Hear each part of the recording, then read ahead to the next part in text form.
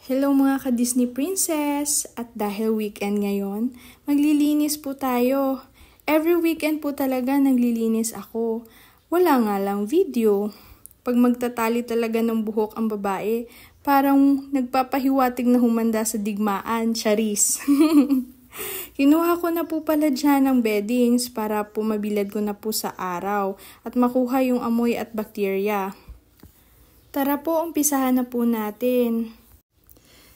Nilinisan ko na po at pinunasan ang dingding at bintana para po makuha ang alikabok at pati na rin po yung higaan namin, pinunasan ko na rin. Ang sarap talaga sa feeling kapag naglilinis. Tsaka masarap kaya matulog kapag malinis yung bahay. Pero kwarto lang po yung nilinisan ko muna kasi po dyan po ako nakahiga eh.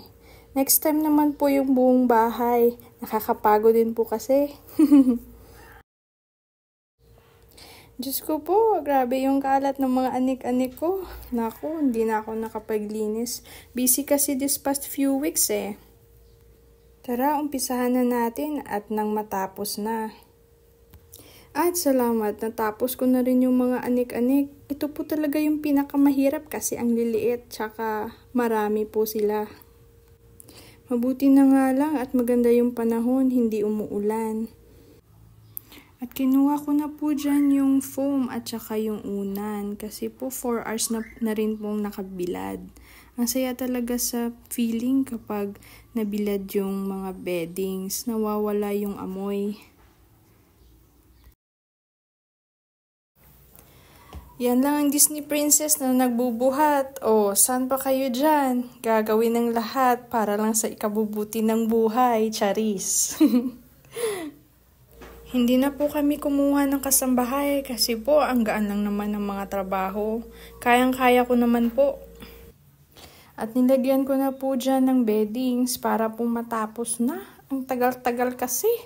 Hindi pa ako nakakain. Nagugutom na ako. Ang hirap mag-video. Kung saan ka nakapunta, doon din yung camera. Naku! At sa wakas, natapos na rin. Hindi lang po yan yung mga gamit ko.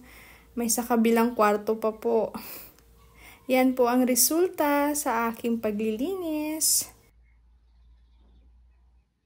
Ang hirap din pala mag-vlog. Naku, parang matatagalan ako nito sa pag-i-edit ah. At yan na po ang aking kwarto. Maraming salamat po. Ang tada! Sa wakas natapos na rin. Salamat po sa panonood mga ka-Disney Princess. See you on my next vlog. Bye!